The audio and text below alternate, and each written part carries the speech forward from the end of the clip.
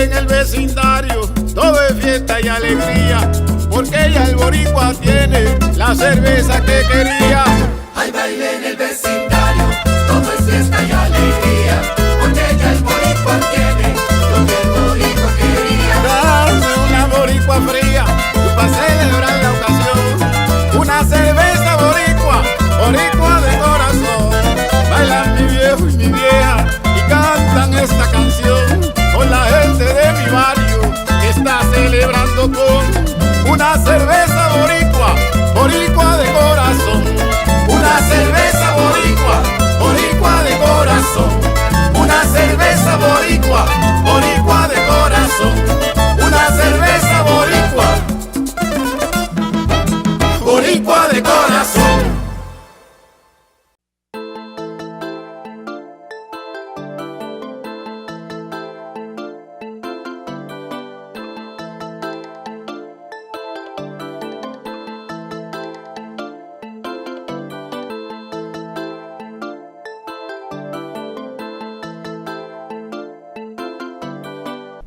Good evening and welcome to another edition of EduTV. I am your host, Greg Perkins, and tonight's guest is Angela Morales.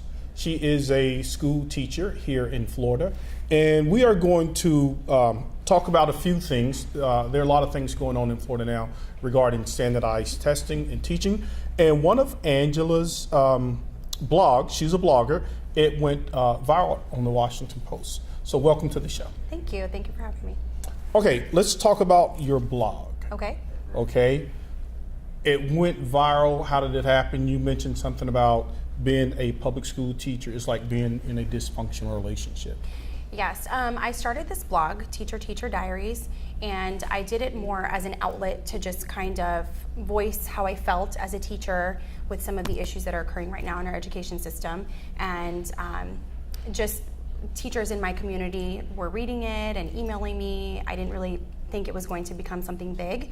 And then I posted something about an evaluation that I had a few weeks ago, and my evaluation was affected because I didn't have time outside of my working hours to complete some data that was required.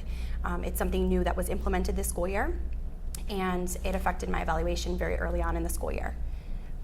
So I posted it on Facebook, and the Washington Post reached out to me to see if they could actually publish it. Okay, yeah, I actually read the blog, and it kind of took you through the life of a teacher. Mm-hmm. And I've said this before on the show that teachers are very hardworking people. I think they should be paid more, and it's a very difficult task. Mm-hmm. So walk me through, because I read on there that your student test scores are good, yes. They're well behaved, but because you didn't have time to input the data, is why you received a bad mark on your evaluation? Correct. My lesson plans were done. My tests were already analyzed. I had sat with my team and we collaborated about our test scores. We always do that every time the students take a summative assessment on a unit. And we had already discussed it. I did some interventions with some students that struggled. But this year we are being asked to input, and I believe it's only a handful of schools that are doing this across the county. We have been asked to input the standard, each question, and label them by standard, and then go into a program and input each individual child's answer. Okay, I'm a little confused about that, okay? I remember back in the day, a teacher, you give the kid a 20 question test, and you say, oh, you got this many right, you got this many wrong. Right. But it has severely changed, correct? Correct. Because you have to drill down and know the actual standard that the kid missed. Correct. So tell me about this spreadsheet, because I didn't quite understand that, because that seems that would take a lot of time to go through recording all of that data. Well, we used, in previous years, we had regular Excel spreadsheets where we would input the percentage that the child got on their actual test, and it was an overall percentage that we were looking at. Okay. This school year, they're trying to look at individual standards. So let's say on number one, 90% of the class chose A and the other 10% chose C. Then why did 90% of the class choose A? And then we analyze that. So we have to actually manually input it into a program called Performance Matters. Okay. And I actually suggested to my team and to my administration if we could use Scantrons. So we are using Scantrons, and our data specialist at our school is helping us make Scantrons. but we're also writing these assessments. So the turnaround time is very difficult because we're writing the assessments. Our data coach is helping us make Scantrons, make the spreadsheet in Performance Matters. Once we manually grade them, for the student responses that are not multiple choice, us as teachers, we have to manually go into the system and put them in manually. Oftentimes, this doesn't happen during the school day, we all know, because Well, you can't because you're teaching. Correct, we're teaching. So it boiled down to a thing where I saw my tests, I knew where my kids struggled because I could obviously see that on paper, and I went through it with my team, and that was fine. My kids, did great. Some of them retested and they did better the second time. I just didn't have the time to actually put it into Performance Matters, and because of that, I received a beginning, which is I guess 2 levels down than what I've ever received. Even as a first-year teacher, I never received a beginning in any of my evaluations. How long have you been teaching school? This is my 4th year. Okay, this is your 4th year. Yes. And because you didn't input the information on evaluation, you received a beginning. Correct, and I received the highly effective bonus and raise because my scores were high. My VAM scores did help my evaluation, and my first 2 years I was highly effective. Even as a first-year teacher, I was highly effective. I had innovatings. I'm very involved at my school. I'm a drama director at my school. I have a great rapport with my colleagues. I was team leader last year, 3rd-year teacher, team leader, and this school year, simply because of that, it affected a portion of my evaluation. So it almost seems that teachers, in addition to teaching, in addition to planning, in addition to inputting student data, it's almost like you guys are becoming financial analysts, really Absolutely. drilling down. But that takes a lot of time, and those guys on Wall Street get paid a lot of money to do that. Right. So how do they fix that problem? Because I understand that data is important, Absolutely. but a lot of the teachers' work is done after hours, and you are a mother of 3, correct? Correct. And you have a husband. Correct. So where's their time in addition to your kids? Well, and that's the issue.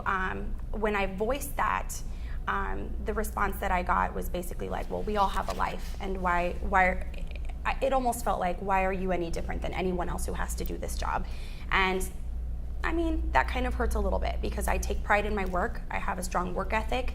I believe in lesson planning and engaging lessons, and that's where my strength is, teaching these kids. And when I give them a summative, a formative, whatever I give them, I'm still looking at their data. I'm still analyzing, if that's the bottom line, is analyzing their data. I'm still doing those things.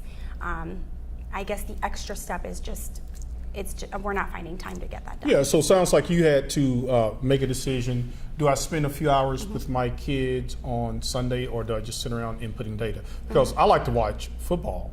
So I know that having 3 kids, you have to spend time. And then we as educators, we always talk about family life, right? Of course. So, I mean, can that be fixed? It seems to me that they should almost have people who can help you guys input the data. Correct, and we do have data coaches, but because there has been so much given to us this school year with writing our assessments and making these templates to input the data, even our data coaches aren't finding the time to help us input these. I mean, and it certainly made it easier with the Scantrons, and just last week I had my own students bubble in their Scantrons after I graded it, but that's taking away from our instructional time as well. So it's definitely a thing of, are you going to sacrifice your family time, or are you going to sacrifice your instructional time? It's very difficult to find time in the day to do these things. Right, now was that reasonable if you've received bonuses and you've been rated highly effective to give you a beginning? So is there something wrong with the evaluation sheet itself that would happen? Or we just say, hey, Angela, can you spend a little more time inputting data? So does the form, is the form standard for all teachers in the state? It is standard. Our evaluation system is based on Marzano's framework, and there are different categories, and the category that I received a beginning in is professionalism and collegiality, and there's nothing specifically that addresses data. It's a general, I guess, umbrella for professionalism and collegiality, so I felt it was very early on. I guess there may be room for me to get that bumped up. I know that I'm certainly very involved in my school, and there are other professional things and things that I do in my school that I feel probably may help me. I'm not sure. It's something I would have to talk to my administration about, but yeah. Yeah, and also read in your blog, you mentioned that you teach, what, several subjects? I teach 5 subjects, and we departmentalized this year, but it was an odd number. I chose to take the 5 subjects in lieu of someone taking my place as team leader because this was a transition year and it was something new that we were trying at our school. So I do teach 5. I oversee science. I do the science lesson plans, and we kind of have teams, and I sit in with all the other teams. But yeah. How does that work? So you have to plan for each subject? I assist with ELA, which is reading and writing, and I assist with math, and I do all the science plans on my own. Wow. Mm-hmm. A typical teacher planning day, okay? Just average day. How much time do you spend planning after your work day, after you go home, spend some time with the kids, eat dinner? Typically, how much time do you put into planning? I would say at least 1 to 2 hours per day you are prepping for some sort of lesson, whether that be gathering materials, going online and pulling your standards and putting it into the template. It takes a long time. I would say it takes anywhere between 8 to 10 hours per unit per week. That's in addition to teaching. Sitting down, collaborating with your team during your specials time or in the morning, and putting it all together for your next unit. Okay. Per subject. Yeah, so in blogging, that helps you to express yourself. Is there something specifically you want to achieve with the blog? At this point, it was creating awareness for local teachers and kind of starting a forum where teachers would feel safe. I'll have a lot of anonymous writers who write to me, and people who email me because they don't feel comfortable writing on the actual blog page. But that was my original goal, was just getting the information out there, creating awareness. This is what's happening in our education system. Certainly it's not just a voice for teachers. These things are also affecting our students. If we're taking instructional time from our students, it's affecting them as well. So at first it was to create awareness. Now I've been nominated as my school CTAAR. So I'm looking. Now what is that? That is the union representative for my school. Okay. So I'm looking to become more involved with that, to have some more solutions for teachers and for students so that we can have solutions to these problems, because we certainly are seeing how it is affecting our teachers, and we're losing great teachers, and it's affecting our students. Yeah, because I think I read somewhere that at least that 15% of teaching slots go unfilled every year. And if you spread that across a large school district, that's a lot of teachers not in the classroom. And for a kid losing 1 year of teaching, that can be super critical. Absolutely, absolutely. So in getting involved with the union, do you think teachers get pushed around too much? It seems that sometimes you guys don't stand up for yourself, not in a negative way, because I'm a person, if we identify a problem, I like to find a solution, okay? Anybody can yell and scream, okay? So are teachers actually afraid of losing their jobs by speaking out? Absolutely. My biggest fear when I started the blog, I had people coming up to me at work and saying, you need to be so careful, you know, you don't want to be targeted.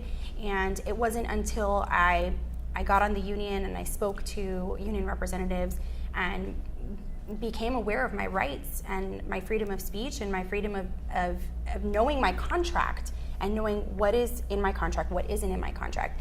The thing is that we are in a compliance county, so we have to try to get our job done, and I am trying, and that's I think the biggest fear that teachers have is we're all trying to get our job done, we're not necessarily achieving it, and people are afraid to speak out, and if they do, they feel like they're going to be targeted. Well, I mean, if you're a highly effective teacher and you're doing your job, because I think with union rules, retaliation is illegal. But then you have to prove that it's retaliation, and that's an emotional process as well. You work with your administrators, and filing a grievance, they're going to know it's you. So there are a lot of fine lines in that. But I think the bigger issue here is not my school per se. I think the bigger issue here is that more teachers, and even across our nation, I've received emails from people all across the USA right now, and I think we're all facing the same problems, and the same family of problems. And if all teachers begin to speak out and get more involved, and I think that there could be solutions, but more people need to speak out. Okay, I want you to stay with me and we'll wrap it up in the second segment. Stay with us, guys. We will be right back with Angela Morales. That the Angela Morales?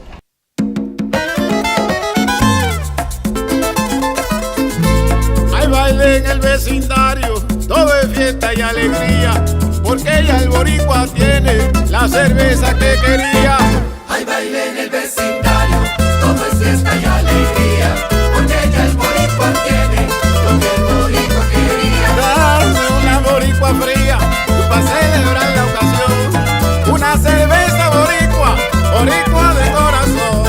Bailan mi viejo y mi vieja y cantan esta canción con la gente de mi barrio que está celebrando con una cerveza boricua, boricua de corazón. Una cerveza boricua, boricua de corazón. Una cerveza boricua, boricua de corazón. Una cerveza boricua, boricua de corazón. Welcome back to the second segment. We are with Angela Morales. Angela is a blogger, and actually one of her blogs went viral and was published in the Washington Post on October 23rd. So in your blog, you talked about the teacher day, you talked about the teacher evaluation. What are some other things that you blog about that teachers may be interested in reading? Well, most recently I blogged about the Sunday night blues, I guess. How a teacher feels on a Sunday night when you've put your work away on a Friday, but you know that you have to get ready for your work week, or you have to upload your lesson plans because of your deadline, and the work that you have to do on a Sunday before. What do you mean Monday. upload your lesson plans? Well, lesson plans for weekly units or bi-weekly units need to be uploaded a Friday before they're actually implemented, but sometimes we don't have time during the work week, so we try to get it done over the weekend. So Sunday, we're all like rushing to get everything in. Oftentimes we have our materials, we have our lesson plans, but we don't actually have it in the computer for our administration to see. So that was one thing that I blogged about. Another thing that I blogged about was teacher silence and how teachers are afraid to speak out because they're not aware of their rights or they're not on their union and they don't feel that they're protected. Some teachers even are concerned that they can't afford to be on the union because it costs money to be on your union. So they feel that if they're not protected by the union, that they shouldn't speak out because they just don't want, again, to be targeted. But it seems to me that teachers should be at the table when I guess the administration's making a rule. Or, Angela, do you see it as stuff rolling downhill just in terms of, okay, the legislators pass it off to the superintendents, the superintendents pass it off to the principals pass it off to the teachers, but when you see people being talked about on TV, it's the teachers. I'm like, that's not right. They don't make the rules. You guys just carry that out. So how can you convey that to the teachers and help them build some of the courage that you developed over the years? Well, teachers just need to feel, they need to know that besides being a teacher, you have your basic American citizen rights. You have your freedom of speech. I mean, I certainly did not start the blog to attack anyone. It was more to create awareness, again, of a system that needs more voice for solutions. And I feel that educators need to be involved in implementing some of these strategies, some of these things in our evaluation system, some of the things that we're implementing and putting on our students, because really the only people who know what a classroom looks like are teachers, because we're in it every day. It's definitely a bigger issue, and I hope that more teachers will continue to speak out, get involved in their union, and file grievances, because that's really the only way that we are going to get anywhere. Get involved with your discussions. There was just one last week, I believe, for opt-out. Going to those discussions and those meetings and getting involved in politics and talking to politicians, that's where we need to be going with this. So are we looking at politics in our future? Oh, I don't know about me, but I think we certainly need to be talking to politicians. So. No, I agree, because the legislators, they make the rules. And I think a lot of times that maybe if they hear the story, because there seems to be a look, okay, now what do you think? Are they starting to listen to teachers a little bit? Because I saw that the superintendents recently submitted a letter to the legislature saying there's just entirely too much testing. There's too much testing, and Obama just came out with something as well, trying to retract the No Child Left Behind. I actually posted something about that as well on my blog, trying to get more people to give their opinion. What do they think about that? But oftentimes we know that sometimes there are great intentions behind things that are implemented, and oftentimes we don't really see the change in the schools. And I know that a lot of this was with great intention. Right. But there are only a certain amount of hours in a day, and I think that teachers are the ones that know what's best for our students. I think that teachers are overall very creative people. They're very passionate people. They love their students. They know their students. And students are not robots. They're kids. So I think educators need to be more involved with decision making. There needs to be teachers on panels instead of middlemen. Like, we have people that come in from But the county. why aren't you guys though? We just aren't given the opportunity. We had county people at our school just today, and no teacher spoke to the county people. It was admin team that spoke to them. And everybody wants to keep their job. Everyone wants to keep their higher up happy. So I just think it's a thing where teachers need to, I'm not sure what needs to be done, or if a panel needs to be created. Maybe that's something that we need to talk to our union about. A panel where educators are actually involved in the decision-making process, and I think that would solve a lot of problems. Yeah, or a grassroots movement, because I noticed the unions seem to be stronger in places like Chicago, Los Angeles, and New York. What's with Florida? I mean, is this a southern thing, or? It could be. We're a no-strike state, so that could be part of the problem. We can't strike, and I'm not suggesting that. No. Right. I know, but I think that part of it is fear. I think part of it is fear. We've been fed this notion that we're a no-strike state, and we don't do what other unions do. We kind of just do our job and stay quiet and hope But I for the think best. people will listen to reasonable solutions, because I was talking with the people from the opt-out, and they said, "Oh, I'm going to keep my kid, and it's not going to take a test." Right. Okay, I kind of get that, but then I don't, because anytime a kid graduates from high school and goes to college and has to enter a profession, like if you want to be a doctor, you got to take a test. Correct. If you want to be a pharmacist, you got to take a test. If you want to be a nurse, you got to take a test. At some point, the kid's going to have to take a standardized test. Correct. So I don't know if they mean to say that maybe the penalty of retaining the child should be so tough, or Right.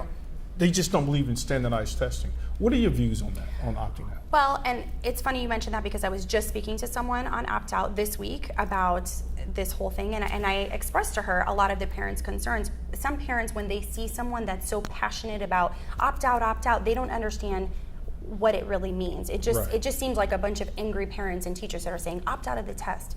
I think part of the issue with the FSA test was, and still the issue now, is that we don't even have cut scores. We weren't really sure what we were preparing for, and at this point, we really don't know if the test is valid. That was one concern. The other concern is, Well, they paid a company to say that the test is actually valid, right? Was it? I forget the not name sure of about that. Utah. No, they said that, but Okay. then there was some question, because I think there was some relationships. Somebody used to work for someone else, and if I give you $2 million to evaluate my test, of course you're going to say it's valid, because you want the $2 million contract. of course. But as far as I know, we still don't have cut scores. So we have just basic scores. We don't really know what they mean. We don't know if they're going to affect our VAM. We're not really sure. With that said, we also, just this week, last week, I had a student crying because the student felt like they couldn't complete one of our benchmark testing for the county. We do benchmark testing that the county provides us. Now, what's a benchmark testing? Because not everybody out there is an educator. So what is a benchmark A test? benchmark test is a test that's given in the beginning of the year, mid-year, and end of the year to Okay. see where a student is with all of their Florida standards. So obviously at the beginning of the year, we don't expect a student to be an expert on every standard. We haven't taught all of the standards, or we haven't taught them in depth. By the end of the year, you should definitely see some growth. But this is a test on top of the summatives and the formatives that we're giving in class. So every 7 to 14 days, they're taking some sort of assessment for every subject area. That's a lot of testing. And I think that with opt-out, parents and teachers and probably even some administrators are just concerned that we're over-testing students. We're testing them before we even get to this material a lot of times. Is that really necessary? Right. Now, in terms of retention or graduation even, should the test be weighed that heavily to determine whether or not a child should be retained, or if the kid even receives a normal high school diploma? I have seen in my classroom that there are students that do well on class tests. They do well with what I'm teaching. They just aren't good test takers. It happens. I certainly do not believe that one test should be the determining factor whether a student graduates or whether a student moves on to the next grade level. I don't agree with that. You think there should be other factors? Because just generally speaking off the top of my head, I think, let's say if the kid is, okay, this kid's got a 3.5, right? He's created all of his coursework, okay, he's good there. He's well behaved, he's good there. He's even done some community service. Right. And then you have the FSA. Maybe each one of those could be assigned a percentage, and then you use a combination of all of those things to decide whether or not this kid receives a high school diploma. Correct. And on the elementary school level, it is somewhat like that. Obviously, they're not graduating with a diploma. Third grade is like the retention year, or it was an FCAT. FSA, obviously, like I said, we don't have cut scores this school year. But we do use various things to determine whether a child is on grade level or below grade level. I have a lot of second language learners in my class that don't do well on standardized tests, but they do well. Because the reading's going to be a little heavy for them. The reading is very difficult, and even if they have accommodations, we can't read those test questions to them on a standardized test for a reading test. We can't. Because even an American kid who speaks English, who's behind a grade level, is going to struggle with at grade level material. Because I've seen some of that stuff. I've seen some of the math and how they want the kids to exhibit. I'm like, is that really necessary? The Common Core math? Yeah, and I'm okay for in-depth questioning. But if a kid can just compute, hey, 20 minus 10 is 10, do I have to show all these little squares and all that stuff? Right, and that's another concern too that parents have, and I think that's a big thing with opt-out. Is a child being tested on strategies that they don't understand, or are they being tested on knowledge? Because a student could use a strategy to get the same answer, but a lot of these standardized tests teach a different strategy. For example, multiplication. We're used to the traditional algorithm, but partial products is also tested. Bar models are also used to test if a child understands how to compute multiplication. They may not like that strategy, but they may be able to get the same answer with a different strategy. So right, because kids learn in different ways. Absolutely. Wow. It would just seem to me, I wonder, now don't the teachers themselves write these tests? The Common Core, or how does that work? Well, we are writing them according to our standards and according to the testing specs. So we look at what FSA is looking for, and we look at our Florida standards, and then we write common assessments based on what they're going to be tested on. Can you teach me how to become a good test taker? Because if you tell me, say, hey, look, guy, this is what we want the kid to know, because there's a big thing about FSA and NAEP. I'm sorry, guys, I don't mean to get too wonky, but NAEP standards aren't even tested. So the kids are going to score lower on NAEP because you don't know what they're being tested on. Right. So can you teach me to just be a robotic test taker? Just say, you know what, Greg, I'm just going to teach you test taking strategies, process of elimination. We have about 1 minute left. Can you teach me to become a good test taker? I would say that back with FCAT, that it was a little easier to give test-taking strategies because it was process of elimination. FSA does multi-select questions, so even if you read a keyword wrong, you may choose one response thinking it was process of elimination, but there may have been 3 that were correct and 1 that was wrong. So it's all in the way you read it. It's very tricky sometimes because you have to pull keywords, and it's almost like a puzzle, and a lot of times these are very long tests. So children have to build stamina to be able to get through it and read all the keywords. You know, it's not as simple as process of elimination. And a lot of the kids aren't getting the support that they need at home. So you could be the best teacher in the world, but if this kid is not getting the support at home. Correct. But you still got to teach them to pass that FSA. That is correct. All right. I've enjoyed speaking with you, Thank you for Angela. having me. Definitely going to have you back. And folks, I think we're going to hear a lot more from Ms. Morales. And thank you for joining us again tonight on EduTV. Good night.